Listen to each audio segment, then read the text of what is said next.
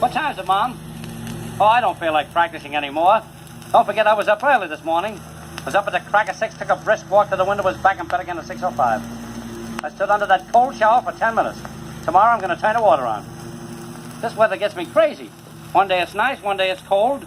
I don't know what to huck anymore. And it was so sticky today. When I got up from the Morris chair, Morris got right up after me. But nevertheless, I went out to the park. I took a deep breath of fresh air. I could hear one lung say to the other, "That's the stuff I've been telling you about." Went up on the roof to get a sunbath. I took my clothes off. 2 vultures flew over me. One says to the other, "Looks like somebody beat us to him."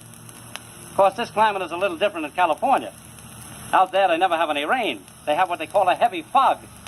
The week I was there, the fog washed away 3 bridges. I made a picture test while I was out there. It came back marked no blood. I finally made a picture. The producer just saw it. He joined the Foreign Legion. I forget. This picture wasn't released. It escaped. It was so bad when they put it up on the shelf, the other film moved over. But I met some of the stars out there, ladies and gentlemen. Everybody was wonderful to me. I met Shirley Temple. I guess you all read about Shirley Temple retiring at the age of 11 with $3 million. Isn't that wonderful? We just got together, that is my accountants and myself, and we figured out by the time I'm $3 million, I'll retire with $11. Of course, money isn't everything, ladies and gentlemen. Money's the last thing I think of before going to bed every night. You can imagine how much money I have. A pickpocket put his hand in my pocket and all he got was practice. But everybody seems to have some money nowadays. They bet horses. I just played a horse yesterday so slow the jockey kept a diary of the trip. My horse ran with 3 legs. With the 4th leg, he tripped the other horses. All of a sudden, my horse started to get whipped by the jockey, and the horse turned around to the jockey. He said, "What's the use of hitting me? There's no use. Nobody behind us." I have other things to do with my money now. I bought myself a car. I got myself a 1912 Saxon. You have to put it in second to go across a pebble. I threw it into first, it wouldn't work. I threw it into second, it didn't work. I threw in my brother-in-law, he doesn't work either. There's a guy who has a new business. He finds things before people lose them. He's been up the river so many times they call him Showboat. He gets away with everything. For instance, he walked into a tavern, ordered a glass of beer, and he'd eat all the free lunch. Well, I finally got sick and tired of it. They said the next time this lad comes in, take off the free lunch and put on dog biscuits. We'll teach him a lesson. So he ate the dog biscuits. He was missing a week. He came back. He said, "What's the idea of the free lunch back again? No more cookies?" But I like him. He took me to the ball game the other day, and I want to tell you from where we sat, the game was only a rumor. I was up so high I was getting spirit messages. I said to the fellow next to me, "How do you like the game?" He said, "What game?" "I'm flying the mail to Pittsburgh." May I leave you with this thought, folks? It is much better to have loved and lost, much better.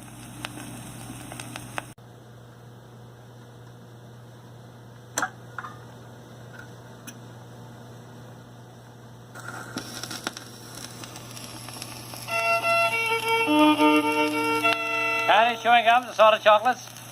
Folks, I want to tell you how marvelous it is being back home again. I just came from Florida.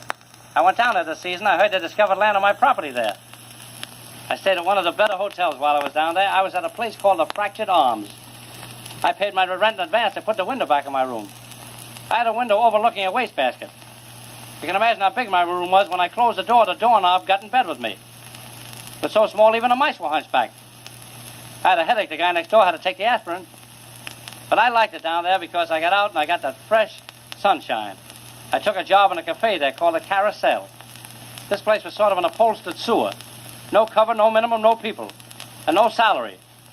Monday night, the ropes were up. The bosses were hanging themselves. You can imagine how business was. One Wednesday night, a fella came in and asked my boss for change of $5. He wanted to make him a partner. We had a lovely element, too. 12 o'clock at night, we used to have a 5-minute intermission to carry out the wounded. From out of nowhere, a big fellow walked up to me and said, "Mister, I bet you $10 you're dead." Would you believe it? I was afraid to bet him. But years ago, I wouldn't have been afraid. I used to be an athlete, you know. I used to fight for a living. I used to stand with my hands extended. Of course, I never stood long. I had to give it up, though. The rosin used to get in my eyes. I'll never forget my first fight. Did I make that other guy run? I ran and he ran after me. I ran around the ring the first time. I said to my manager, "Throw the sponge in." He says, "I haven't any." I ran around the second time. I said, "Throw the towel in." He says, "I haven't any." I said, "You better throw something in. I don't think I'll be around this way again." The other fellow only came up to my chin. The whole trouble was he came up too often. All of a sudden, I discovered someone I knew in the 4th row. It was me. He hit me amongst my nose. I was on the floor so much they thought I was a member of the stock exchange. Of course, I do my fighting at home now. I'm married. I haven't spoken to my wife in the last 4 weeks. I didn't want to interrupt her. My wife has a nice, even disposition, miserable all the time. Lately, she's had a slight impediment in her speech. She stops to breathe. Can she talk? I had her at the beach last summer. When she got home, her tongue was sunburned. Well, it's all over now. We just got divorced. She won the custody of her parents. Now I take other girls out. There are two kinds of women, the pretty ones and the ones I get. I had a girl out so ugly, when she ordered a tongue sandwich, the tongue looked up and went... She had that certain nothing. She put her makeup on with a trowel. I invited her out to eat, and could she eat fast? That's the first time I ever saw anyone get sparks out of a knife and fork. The waiter came over and got a little fresh. So I got up and took a punch at him. Then I got up again. But I want to give you a little advice before I leave, folks. Have you a daughter 18 years or older? If you have, call her to one side and have a heart-to-heart talk with her. She'll teach you plenty.